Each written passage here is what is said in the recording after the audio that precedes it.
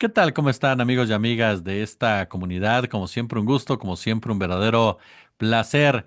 La figura, el nombre de Salvador Cienfuegos nuevamente aparece en las discusiones, en las mesas de análisis, en la mañanera, después de que el general estuvo en la Marcha a la Lealtad, un personaje que ha sido vinculado con diversos episodios oscuros de nuestra historia, literalmente el caso de los 43 y otros más, su detención en los Estados Unidos, la pronta liberación que se tuvo a su alrededor. En fin, ¿quién es Salvador Cienfuegos? ¿Qué entendemos por este personaje? ¿Qué intereses hay detrás de él? ¿Cuánto poder llega a tener? ¿Qué representa? Voy a platicar con una de las voces autorizadas para hablar al respecto, mi querido y admirado maestro Ignacio Rodríguez Reina. Nacho, ¿cómo estás? Gracias por acompañarnos.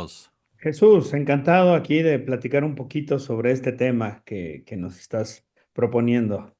No, hombre, el honrado siempre seré yo, querido Nacho. Oye, pues yo de entrada te preguntaría, y así en términos llano, ¿quién es Salvador Cienfuegos? ¿Qué poder o qué peso tiene Salvador Cienfuegos dentro, fuera del ejército? En fin.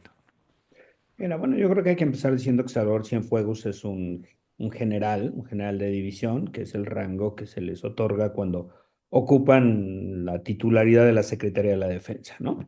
Entonces, él fue general secretario de la Secretaría de la Defensa Nacional con Enrique Peña Nieto. Hay que tenerlo en cuenta. Estamos hablando del año 2012 al 2018. Y bueno, como muchos de los generales de carrera, ha tenido, digamos, una trayectoria, una foja militar pues que ha, digamos, estado en muchos lugares, en muchas posiciones, y es parte recordemos que los militares, como antes los políticos, o quizá todavía lo hagan, funcionan por camarillas, ¿no? Las camarillas pueden articularse tanto por el arma al que pertenecen, infantería, caballería, en fin, de las diversas ramas del ejército, como lo que ellos le llaman las promociones. La promoción es la generación. Digamos, de los altos mandos del ejército, pues egresan del colegio militar, en esos nexos que se crean, como en la política, muchos de ellos permanecen durante toda la carrera, ¿no? Entonces, si se es, digamos, compañero de generación, ellos le llaman promoción, bueno, se van a crear lazos muy fuertes. Recordemos que el ejército es una institución muy cerrada. ¿No? Que de hecho, te diría, prácticamente siempre ha estado alejada de lo que ellos llaman la vida civil y tienen una intensa actividad interna. Entonces, bueno, El Salvador Cienfuegos pertenece a una de las camarillas de poder. Y como en todo el grupo, hay disputas, hay rencillas. No todos los generales se llevan bien, hay que decirlo. Hay grupos en contra de otros grupos. Obviamente ellos han sido muy cuidadosos y sus reyertas internas y sus disputas y tratan, digamos, un poco de dirimirlas internamente, ¿no? Pero en general, digamos, que mantienen hacia afuera una cohesión, que eso yo creo que va a explicar algo de lo que yo creo que vamos a platicar. Una cohesión muy fuerte frente al poder civil, ¿no? Independientemente de las diferencias que tengan. Y bueno, él fue ascendiendo, ocupó diversas comandancias, fue comandante de zona militar, después de comandante de región militar, luego también fue miembro del Estado Mayor, en fin, hay, digamos, una carrera en ascenso. Hay un servicio militar, un servicio civil militar en el que van ascendiendo. Y bueno, pues yo creo que llega a la cúspide con Enrique Peña Nieto, y como bien empezabas a mencionar, yo creo que ahí se dan dos de los elementos que van a marcar y que yo creo que no lo van a dejar, bueno, no lo han dejado. Dos elementos además que hablaban de los abusos y los atropellos que se cometían por parte del ejército. Ya lo has mencionado, la desaparición forzada de los 43 estudiantes normalistas de Ayotzinapa, pero también la matanza extrajudicial en Tlatlaya. Mm. No, hay un trabajo estupendo periodístico de un colega de Pablo Ferri, que llegó a conseguir incluso la orden mediante la cual se le instruía a los soldados a que no dejaran a ninguna, en un enfrentamiento, que no dejaran vivos a narcotraficantes, Tlatlaya es una comunidad del Estado de México cercana a Michoacán, en zona caliente, donde obviamente hay una actividad de criminalidad organizada y narcotráfico muy alto. Y presuntamente hubo un grupo de jóvenes que habrían pertenecido a estos grupos de la criminalidad organizada. Hubo un encuentro armado, un enfrentamiento armado. Y no se recuerdan porque fue verdaderamente algo que me parece pues una violación gravísima. Al parecer se habían rendido estos ante las órdenes de los militares. Los militares acataron la instrucción de no dejar a nadie vivo, abatieron a todos, es decir, los asesinaron, los mataron a pesar de que ya se habían rendido, e incluso hicieron un montaje. Bueno, luego García Luna haría otros montajes, pero digamos, no sé si recuerdas este montaje en que les colocaron armas, ¿no? En que supuestamente los presuntos delincuentes que fueron abatidos las tomaban con las manos cuando la mecánica y los diagnósticos periciales habrían indicado que no habría manera. De hecho, tenían tiros de gracia y el ejército, bueno, pues el ejército obviamente, eso fue en el periodo del general Cienfuegos, obviamente lo negó, tapó, encubrió y bueno, pues esa barbarie, en todo caso, pues si eran presuntos delincuentes o ellos, lo determinaría el juez y los deberían haber juzgado, pero no asesinarlos eso. Esos dos hechos marcaron desde desde el sexenio de Peña Nieto, digamos, la actuación. Hay que recordar que el general Cienfuegos también siempre se negó a entregar al grupo de expertos independientes enviados por la Comisión Interamericana de Derechos Humanos información sobre la participación del ejército en los acontecimientos de la noche del 26 de septiembre en Iguala de 2014. No, lo negaron, ocultaron, nunca dijeron, siempre ocultaron que incluso había soldados infiltrados, se negaban a que se hicieran recorridos de las instalaciones del batallón de Iguala, nunca quisieron dar acceso, en fin, ese es el general. Y digamos que habría pasado a la historia, digamos, por estos dos lamentabilísimos hechos que hoy todavía siguen sin resolverse si no fuera porque en 2020, y para recordar para toda la comunidad aquí que participa contigo, Jesús, pues lo detienen en el aeropuerto de Los Ángeles cuando había llegado a descansar. Lo detienen acusado de vínculos con el narcotráfico.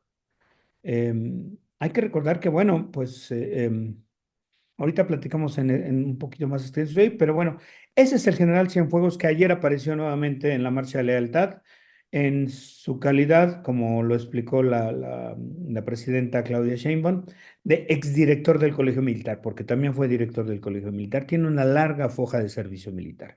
Es ese mismo personaje y que en 2020 también protagonizó, yo creo que uno de los hechos que llamaron más la atención ya en el sexenio de López Obrador, cuando el gobierno mexicano intervino al más alto nivel para que lo liberaran, le retiraran los cargos y lo regresaran a México. Oye, ese punto que mencionas, yo recuerdo cuando dan a conocer precisamente la decisión por parte del gobierno de Estados Unidos de que no continúa el proceso contra Cienfuegos, hablan de intereses superiores al caso como tal. Cuando uno lee eso, lo puedes interpretar de una u otra razón. Pero aquí entra mi gran duda, ¿quién presionó a quién? Es decir, ¿el gobierno mexicano realmente tenía la fuerza de presionar al norteamericano para que tomara esa determinación? ¿O de plano fuera un asunto entre ejércitos en un momento dado y se mostró en realidad el poder que tiene el ejército en sí, no solamente en México, sino en Estados Unidos, para tomar decisiones políticas? ¿Recuerdas que cuando escuchamos la noticia de que lo habían detenido en Los Ángeles, quien da la primera información es Marcelo Ebrard, que entonces Así era es. canciller, no el presidente, y le preguntan al expresidente López Obrador en la mañanera, oiga, ¿qué opina de que detuvieron y eso? Y él dice, recordando que era secretario, había sido secretario de la Defensa con Enrique Peña Nieto, dice, pues aquí no vamos a proteger a nadie. Si tiene vínculos, que lo procesen. El gobierno mexicano no va a intervenir, no va a decir nada y pues que lo juzguen como cualquier criminal si es que le prueban eso. Eso fue una mañana. No pasó ni un día y medio cuando el propio presidente dio marcha atrás. Y si recuerdas, el gobierno mexicano dio un giro completo en el discurso incluso del propio presidente y ya tenías hablando a Marcelo Ebrard con el Departamento de Justicia, con el titular del Departamento de Justicia, presionando y eso. Ahora, me parece, y algunas conversaciones que he tenido con gente vinculada con el ámbito militar, es que no fue una decisión, digamos, súbita de parte del presidente López Obrador, sino que hubo una presión de la cúpula militar mexicana, del ejército mexicano, que fueron a hablar con el presidente López Obrador. Ya en ese momento estaba Luis Crescencio Sandoval, a decirle, a ver, presidente, nosotros hemos accedido, nosotros vamos a hacer, nosotros estamos plegados, nosotros vamos a hacer incluso cosas que constitucionalmente y hemos estado haciendo no nos corresponde, como el asunto de realizar tareas de seguridad, porque no estamos diseñados para eso. Estamos colaborando y colaboremos en todos los proyectos, pero no podemos permitir que juzguen a un general por narcotráfico en Estados Unidos. Y ahí fue, después de esa reunión, que seguramente con toda la disciplina, puesto que el presidente es el comandante de las Fuerzas Armadas, en jefe de fuerza, pero también en una posición como, pues no creo que se pueda utilizar la palabra exigiéndolo, pero sí poniendo al máximo presión para que el gobierno mexicano eh, tuviera, digamos, esta presión diplomática. Como tú dices, el Departamento de Justicia no dijo es inocente. Dijo, vamos a retirar los cargos porque hay intereses de seguridad nacional superiores a nosotros, ¿no? Y solamente la pudo haber dado el presidente de Estados Unidos. Y también creo que hay una gran relación, había una gran relación del general Luis Crescencio Sandoval con el secretario de Defensa y con los altos mandos del Pentágono, ¿no? Yo publiqué como parte de un reportaje de los viajes del general cómo se había encontrado varias veces con el comandante en jefe de la Fuerza del Comando Norte, que en rasgos de escalafón dentro del ejército estadounidense estaba en el segundo nivel. Es decir, sí había contactos y sí habla, yo creo, revertir esa decisión, o sea, para que imaginemos, toda la gente nuestras amigas y amigos que nos están escuchando, imaginen, para que el Departamento de Justicia al más alto nivel haya decidido decir, bueno, se los vamos a regresar, no porque sea inocente, y que el juez incluso, que ya lleva una casa, hay que recordar que no es nada más que lo hayan detenido, lo detuvieron y luego la Fiscalía de Nueva York presentó el caso ante un juez y el juez fue el que dijo, bueno, los fiscales me están pidiendo que retiremos los cargos y voy a acceder porque me están argumentando razones de interior, razones superiores de interés de seguridad nacional para hacerlo, no porque se haya comprobado que es inocente. Eso te habla, o sea, para lograr eso, Jesús, creo que podemos imaginar la presión política que se ha de haber puesto tanto el ejército mexicano como el gobierno mexicano, apoyado por la Casa Blanca, por supuesto, pero también por el ejército estadounidense. Eso nos habla de la fuerza del poder que ha ido adquiriendo el ejército, yo diría en los últimos años, ¿no? Desde 2012 para acá, quizá. Oye, y unir a los dos ejércitos, dos presidencias y demás por un personaje como tal, pues de repente se queda uno pensando, pues, ¿qué sabe ese personaje, no? ¿Qué peso tiene ese personaje que aglutina todo esto? ¿O qué Sí, consecuencias habría si lo hubieran juzgado? yo creo que el ejército fue, cuando habla con el presidente López Obrador, le dice que es una razón de seguridad nacional, que no puede permitir que un secretario de la defensa fuera juzgado por narcotráfico. Ellos argumentan que no había pruebas y eso, pero a ver, recordémonos también para el auditorio, para la audiencia, la comunidad y nosotros, ¿de qué lo acusaron? Lo acusaron de colaborar con organizaciones del crimen organizado para traficar cocaína, que es un poco la manera de decir, bueno, pues recibía sobornos y. permitía y facilitaba las operaciones. La acusación refería que había sido mencionado con el sobrenombre del Padrino, hay que recordar que era el Padrino o Cepeda, ¿no? Y que estaba en el más alto rango de la estructura militar. La DEA logró interceptar conversaciones de unos líderes del crimen organizado, en el cual se hacía referencia a que tenían protección del ejército, que tenían protección de Cienfuegos y que, bueno, estaban apalabrados y obviamente que estaban sobornando con unas cantidades exorbitantes. El personaje al cual lo ligaban es alguien del cártel Jalisco Nueva Generación. Su sobrenombre, sí, dentro del argot criminal, ese era el H2. Y él tenía, digamos, era como jefe de plaza en Nayarit. En esa misma época, recordemos que con Peña Nieto, Nayarit se convirtió en una de las plazas más relevantes para el cártel Jalisco Nueva Generación en su intento de expandir sus territorios fuera de Jalisco. Jalisco, Colima, Nayarit. Si recordamos, Colima y Nayarit se convirtieron casi casi en una extensión de la base de operaciones como si fuera Jalisco y por su cercanía con Sinaloa y con el norte del país y las rutas de tráfico, bueno, se dieron enfrentamientos durísimos. Nayarit llegó un momento en que llegó a ser un narcoestado. Recordemos que el ex gobernador de ese estado, Roberto Sandoval, está juzgado por narcotráfico, está detenido.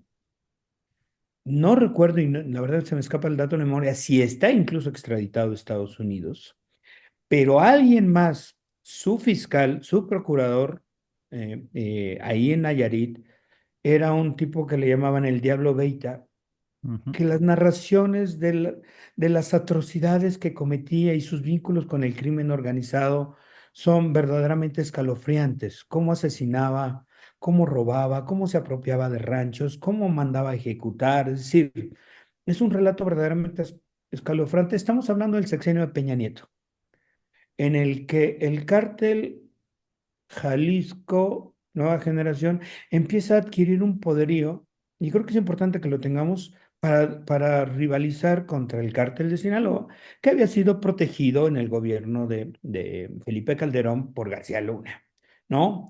Bueno, cambia el sexenio y pues en realidad como que la balanza se inclina en favor del cártel Jalisco Nueva Generación y al general Cienfuegos lo acusan precisamente de permitir, de facilitar, de dar colaboración y protección al cártel Jalisco Nueva Generación en Nayarit. Este hombre al narcotraficante al que le interceptaron sus grabaciones era el jefe de plaza, el jefe del cártel Jalisco Nueva Generación en Nayarit. Bueno, habría que decir que desde entonces el cártel Jalisco Nueva Generación tuvo un crecimiento exponencial. Cuando antes solamente hablamos de esos carteles, los Zetas, la familia michoacana y eso, el cártel Jalisco Nueva Generación empezó a adquirir, digamos, un poderío, una presencia, una fuerza en términos de crimen organizado que no se había visto. Eh, de eso se le acusaba. Ahora, hay que decir, cuando regresan a Cienfuegos, por las gestiones de Marcelo Ebrard directamente y del presidente López Obrador, em, el gobierno mexicano pide, denos las pruebas que tienen para que nosotros los juzguemos acá. Y acá se comprometen, la fiscalía hace un chiste de investigación, no investiga nada, lo exonera en un tiempo récord y luego muestran 700 páginas más o menos del expediente que había mandado la DEA. Hay que decir que eso no eran las pruebas que había presentado la fiscalía. La fiscalía había presentado mucho más que solo lo que tenía en la DEA. Lo que el gobierno de Estados Unidos le entregó a la fiscalía acá en México solo eran grabaciones de la DEA. Ahí estaban esos indicios de las conversaciones, pero la fiscalía, hay que recordar que los juicios en Estados Unidos Pues obviamente la fiscalía no es que sean impolutas las fiscalías estadounidenses ni los jueces, y obviamente también hay actos de corrupción y eso, pero no a ese nivel, ¿no? Un caso de esta magnitud, de esta relevancia, pues sí tenía que estar muy bien sustentado. Nosotros nos hemos ido teniendo pedagogía judicial con las múltiples casos que hemos conocido, reales o en ficción o en películas, documentales sobre cómo actúa la justicia. Es muy difícil que un fiscal se atreva a presentar un caso si no lo va a ganar, ¿no? Y hemos visto que en muchos casos, pues aunque sean culpables las personas, si no hay suficientes elementos, ya ni los llevan a la corte porque los jueces, con mucha independencia, muchas veces les tiran los casos, en fin.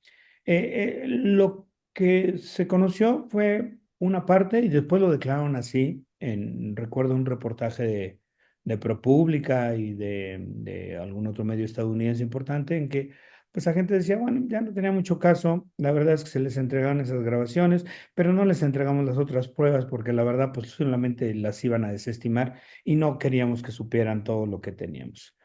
Y bueno, pues mira, estamos hablando muchos años después, estamos hablando 5 años después, reaparece, reaparece como una muestra de que el ejército podrá tener conflictos y problemas internos, pero protege a los suyos. Y mira de qué manera los protege. Mi querido Ignacio Rodríguez Reina, maestro, de verdad siempre es un gusto platicar contigo y aprender de ti. Te agradezco muchísimo estos minutos, oye. Muchísimas gracias, Jesús. Un abrazo, qué gusto saludarlos nuevamente y bueno, pues estamos en contacto.